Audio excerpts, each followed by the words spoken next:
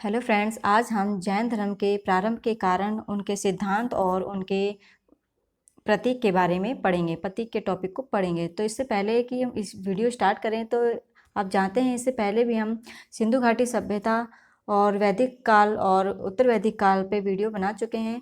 और आज हम स्टार्ट करते हैं जैन धर्म, इसके प्रारंभ के कारण।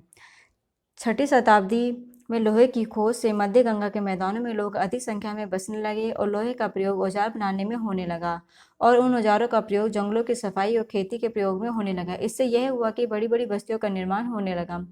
और इसका दूसरा कारण यह भी हुआ कि उत्तर वैदिक काल में समाज 4 वर्णों में विभाजित हो गया था: ब्राह्मण, क्षत्रिय, वैश्य और शूद्र। प्रत्येक वर्ण के कर्तव्य अलग अलग निर्धारित किए गए। कुछ समय बाद वर्ण का निर्धारण कर्म पर आधारित न होकर जन्म पर आधारित हो गया। वर्ण व्यवस्था में जो जितने ऊंचे वर्ण का होता था, वह उतना ही शुद्ध और सुविधा का अधिकारी समझा जाता था।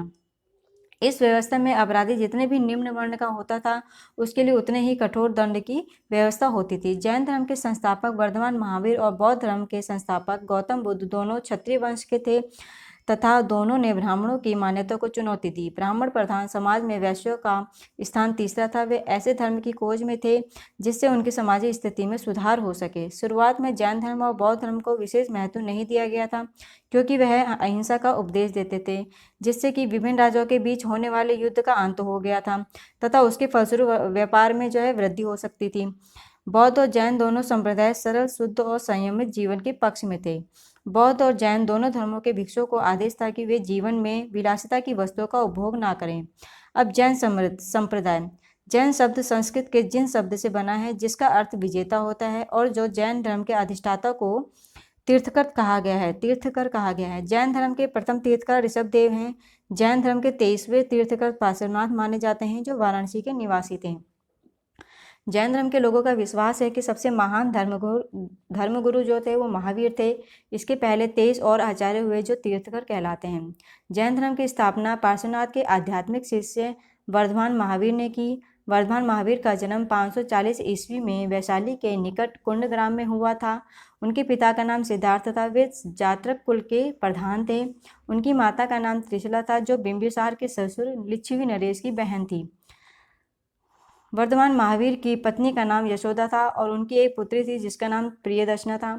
महावीर 30 वर्ष की आयु में सांसारिक जीवन को त्याग कर सत्य की खोज के लिए सन्यासी हो गए।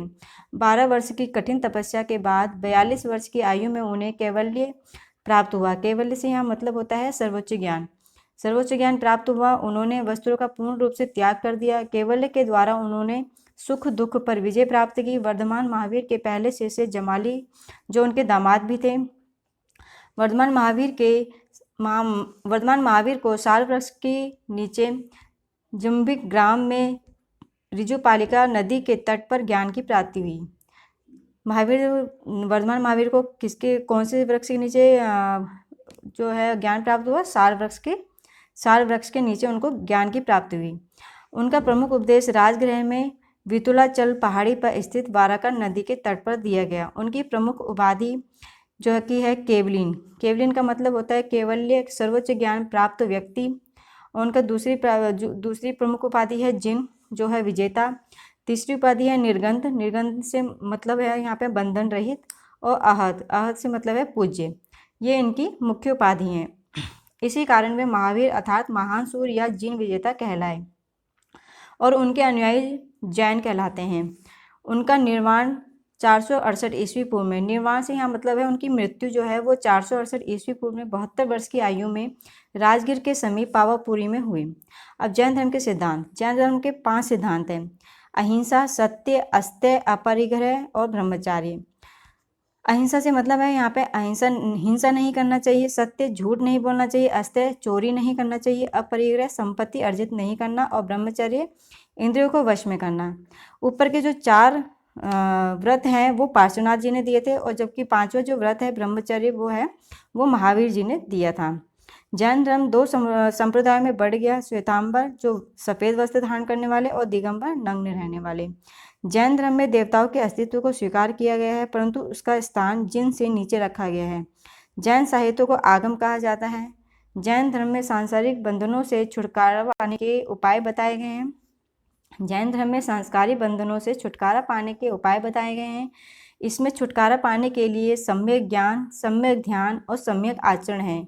ये तीन जो हैं ये त्रिरत्न भी माने जाते हैं।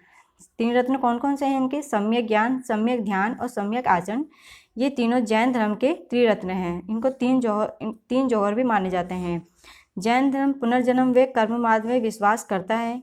उसके अनुसार कर्मफल ही जन्म और मृत्यु का कारण है।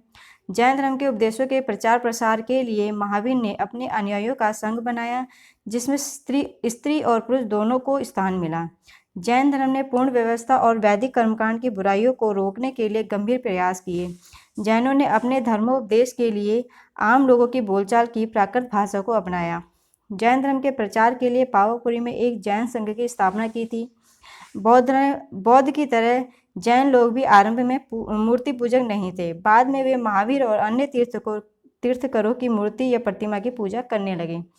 अब जैन धर्म के प्रमुख तीर्थकर एवं उनके प्रतीक। जो उनके प्रथम तीर्थकर हैं ऋषभदेव, उनका जो प्रतीक है वो सांड है। और जो उनके 23वें तीर्थकर हैं पार्श्वनाथ, उनका जो है प्रतीक सांप है। और जो उनके 24वें तीर्थकर हैं महावीर, उनका जो प्रतीक है वो सिंह है। तो ये वीडियो यहाँ पे समाप्त होती है। फ्रेंड्स, अगर आपको वीडियो